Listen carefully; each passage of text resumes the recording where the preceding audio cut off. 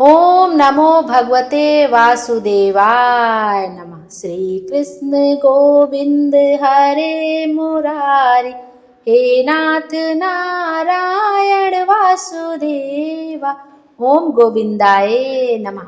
आप सब भी कमेंट में भगवान विष्णु का एक प्यारा सा नाम अवश्य लिखिएगा। आइए आज के वीडियो में हम देखेंगे सावन मास में पड़ने वाली पुत्रदा एकादशी का व्रत किस दिन रखा जाएगा, 4 अगस्त को या 5 अगस्त को।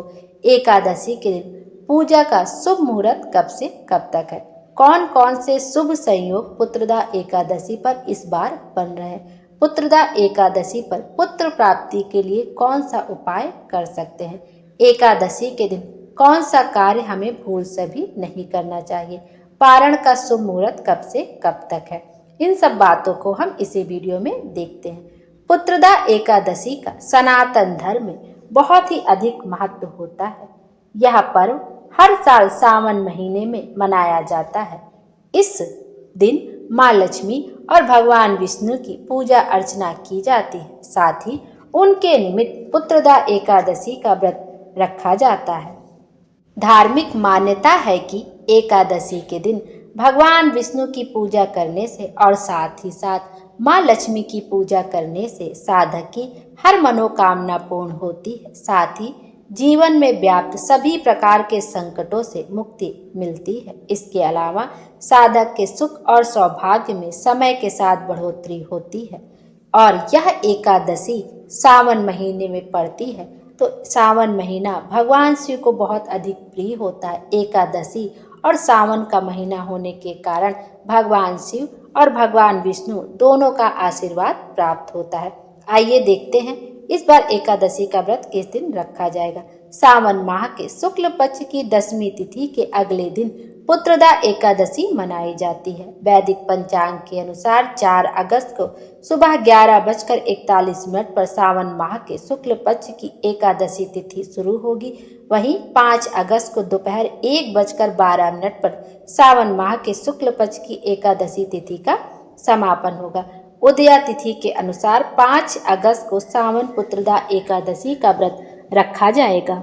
आइए अब पूजा का शुभ मुहूर्त भी देख लेते हैं। पहला शुभ मुहूर्त आपका ब्रह्म मुहूर्त में है, सुबह 4:20 से लेकर सुबह 5:02 तक रहेगा।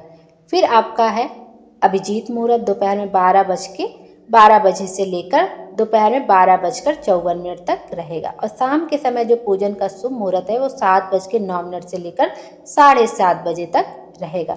ये शुभ मुहूर्त है पुत्रदा एकादशी पर पूजन करने का।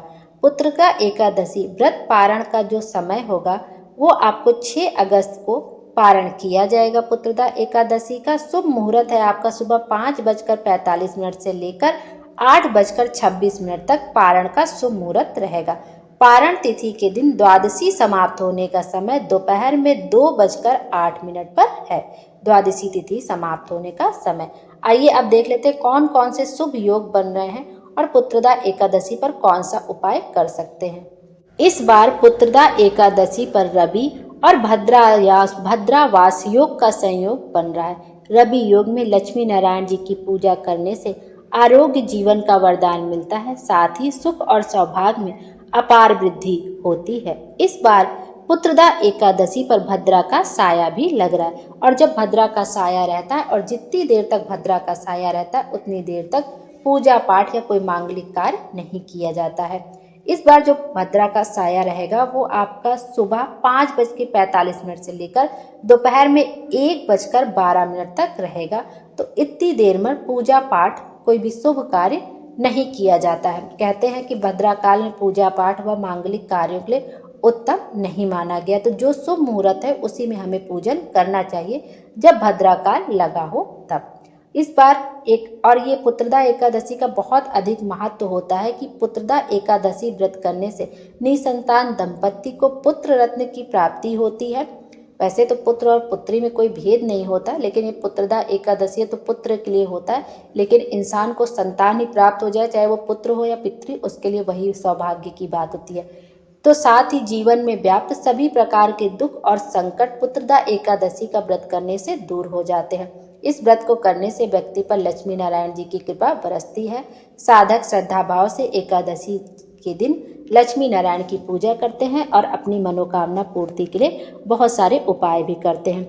और एकादशी के दिन एक कार्य भूल से भी नहीं करना चाहिए। इस दिन तुलसी माता के पत्तों को भूल से भी नहीं तोड़ना चाहिए। जिस दिन आप एकादशी का व्रत है उनके पत्तों को ना तोड़ें। कोई भी फूल पत्ती उस दिन नहीं तोड़नी चाहिए। जो भी आपको भगवान विष्णु माँ लक्ष्मी को जो कुछ भी समर्पित करना है आपको एक दिन पहले ही तोड़ के रख लेना चाहिए। जैसे आप पंचामृत बनाते तो उसके लिए आपको तुलसी दल की आवश्यकता होती है। भगवान विष्णु को आप कोई भोग लगाते तो उसके लिए तुलसी दल की आवश्यकता हो, तो आप पहले से तोड़ के रख लीजिए। या आपके गमले के पास या कहीं भी झड़ी हुई तुलसी हो तो वो ले लीजिए और उसको यूज कर लीजिए थोड़ा सा गंगा जल छिड़क के। लेकिन कभी भी ऐसे उस दिन एकादशी के दिन भूल से फूल पत्ती को नहीं तोड़ना चाहिए। और एकादशी के दिन माँ तुलसी को जल भी समर्पित नहीं करना चाहिए, क्योंकि उनका एकादशी का निर्जला व्रत रहता है और यदि हम उनको जल समर्पित कर देते हैं तो उससे उनका व्रत टूट जाता है। तो एकादशी के इस बात का ध्यान रखें, उस दिन उनको जल ना समर्पित करें।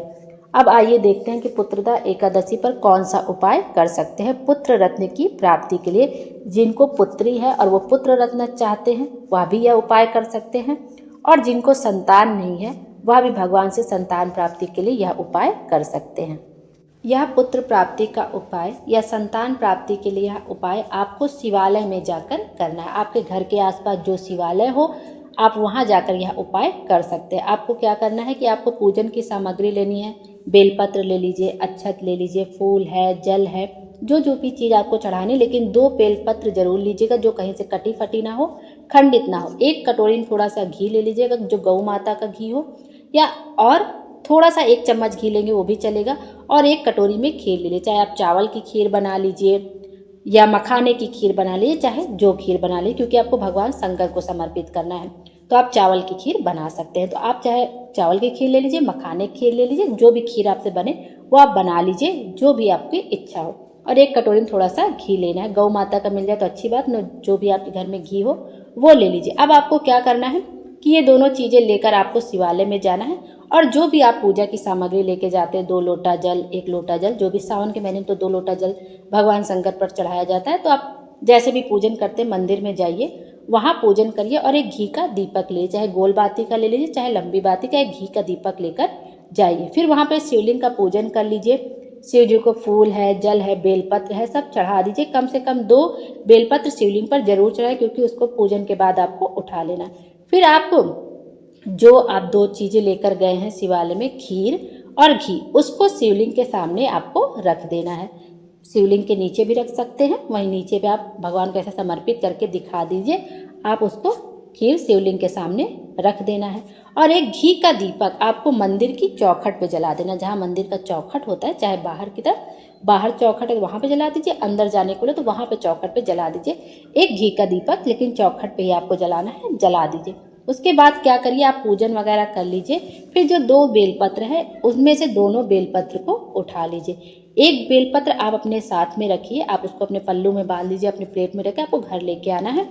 और एक बेलपत्र वही मंदिर की चौखट पर बैठकर आपको चबा चबा कर खा लेना। वही मंदिर की चौखट पर बैठकर जब आप भगवान शंकर को बेलपत्र समर्पित करें तो उनसे ये प्रार्थना करिए कि जो भी आपकी मनोकामना है कि हमें इतने दिन से संतान नहीं हो रही, हम निसंतान है, तो संतान प्राप्ति के लिए हम यह उपाय कर रहे हैं और आप हमारी यह मनोकामना जरूर से जरूर पूरी करिए। जब आप बेलपत्र समर्पित करिए, जल समर्पित करिए तो श्री शिवाय नमस्तुभ्यम, नमः शिवाय, ओम नमः शिवाय कुछ ना कुछ जाप अवश्य करते रहिए। जल चढ़ा दे, फूल वगैरह जो भी आपको चढ़ाना चढ़ाइए। 2 बेलपत्र उठाइए, एक बेलपत्र वही मंदिर की चौखट पर भगवान का नाम लेते हुए आपको खा लेना है, और दूसरी बेलपत्र लाकर आपको अपने पति को दे देना है कि वो भी चबा चबा कर खा ले। आपको संतान की प्राप्ति अवश्य ही होगी।